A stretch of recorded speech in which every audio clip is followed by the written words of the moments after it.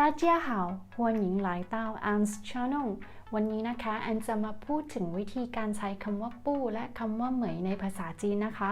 สองคำนี้เป็นการใช้ในประโยคปฏิเสธ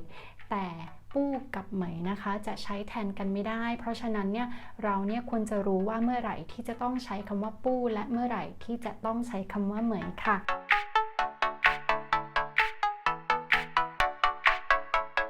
เรามาเริ่มกันที่คำว่าปู้นะคะ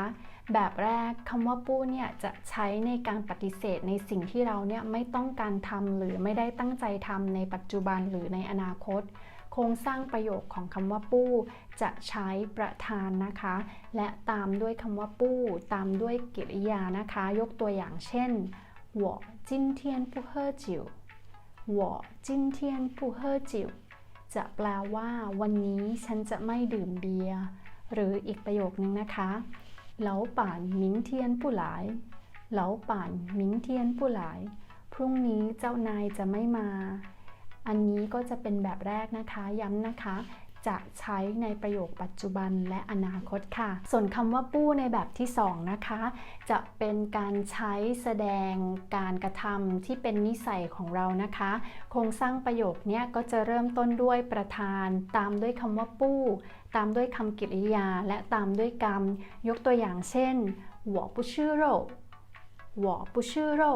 แปลว่าฉันไม่ทานเนื้อนะคะถึงแม้ว่าการใช้เหมยในประโยคข้างต้นที่แอนได้ยกตัวอย่างไปซึ่งก็จะถูกหลักไวยากรณ์แต่ในภาษาจีนคำว่าปู้จะเป็นการแสดงการปฏิเสธการกระทำที่เป็นนิสัยของเราเพราะฉะนั้นเราจะต้องใช้คำว่าปู้ค่ะแบบที่3นะคะคำว่าปู้จะใช้กับคำคุณศัพท์ซึ่งโครงสร้างประโยคเนี่ยก็จะเป็นประธานตามด้วยคำว่าปู้และตามด้วยคำคุณศัพท์ยกตัวอย่างเช่นนะคะ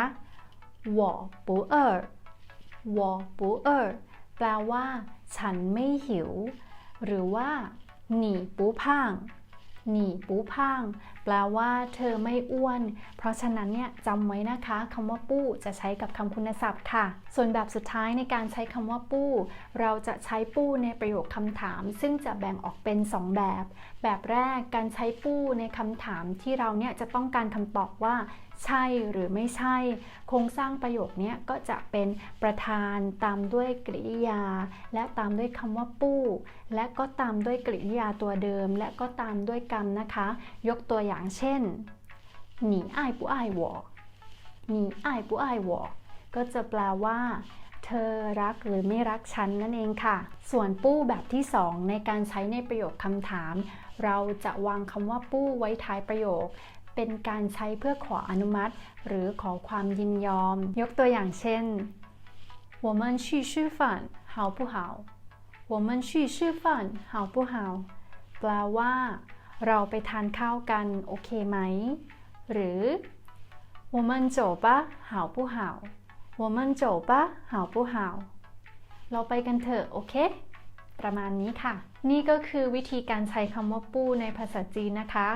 ส่วนต่อไปเราจะมาดูคำว่าเหมยกันค่ะคำว่าเหมยจะใช้ปฏิเสธการกระทำที่เกิดขึ้นในอดีตหรือเป็นการบอกว่า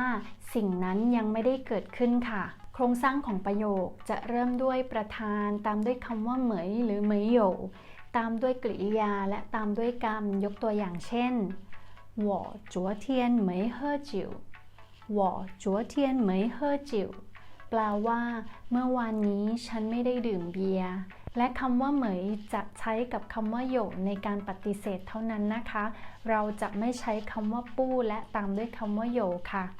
ตัวอย่างเช่น我没有钱我没有钱แปลว่าฉันไม่มีเงินค่ะแต่ก็จะมีหลายครั้งนะคะที่บางทีเนี่ยเราเนี่ยจะสามารถละคำว่าโหยได้ในประโยคและความหมายเนี่ยก็ยังเป็นปฏิเสธนะคะอย่างเช่นเหมยป้านฝาแปลว่าไม่มีทางนะคะเราสามารถพูดได้ทั้ง2แบบคือ我没办法หรือ我没有办法ได้ทั้ง2แบบค่ะคำว่าเหมยหรือเหมยโหยยังใช้ในการเปรียบเทียบได้ด้วยนะคะจะหมายความว่าไม่เหมือนกับยกตัวอย่างเช่น我没有你忙我没有你忙จะแปลว่าฉันไม่ยุ่งเหมือนกับเธอค่ะจำไว้นะคะเพื่อนๆการเปรียบเทียบแบบนี้ เราจะใช้คำว่าเหมยหรือเหมยโหยแต่เราเนี่ยจะไม่ใช้คำว่าปู้ค่ะแอนอยากจะบอกเพื่อนๆอีกอย่างนึงนะคะกริยาบางคำในภาษาจีนเราจะใช้กับคำว่าปู้เท่านั้นอย่างเช่นคำว่าชื่อที่แปลว่าเป็นหรือคำว่าจ้ายที่เป็นการบ่งบอกสถานที่และยังมีอีกสองคำนะคะที่จะใช้กับคำว่าปู้คือคำว่า知道หรือ认识สองคำนี้เนี่ยก็จะใช้คำว่าปู้ค่ะยกตัวอย่างเช่น我不认识他我不认识他แปลว่าฉันไม่รู้จักเขานะคะหรือว่า我不知道我不知道ก็คือฉันไม่รู้ค่ะยังมีกรณียกเว้นของคำว่าจ้ายนะคะบางครั้งเนี่ยคนจีนเนี่ยเขาจะใช้คำว่าเหมยกับคำว่าจ้ายซึ่งจริงๆแล้วเนี่ยก็ไม่ถูกหลักไวยากรณ์แต่ก็ใช้ได้ค่ะยกตัวอย่างเช่น我没在家แปลว่าฉันไม่อยู่บ้านนะคะก็คือใช้ได้แต่ไม่ถูกหลักไวยากรณ์ซึ่งที่ถูกต้องจริงๆเนี่ยเราจะต้องพูดว่า我不在家我不在家แปลว่าฉันไม่อยู่บ้านค่ะแอนหวังว่าคลิปนี้ก็คงจะช่วยเพื่อนๆคลายข้อสงสัยเกี่ยวกับการใช้คำว่าปู้และคำว่าเหมยในภาษาจีนนะคะถ้าเพื่อนๆมีคำถามเกี่ยวกับภาษาจีนก็ถามเข้ามาได้ยังไงแล้วแอนก็ฝากเพื่อนๆกดไลค์กดแชร์กด subscribe แล้วก็กดกระดิ่งให้แอนด้วยนะคะสำหรับวันนี้สวัสดีค่ะเซี่ยชื่อเจียนบาย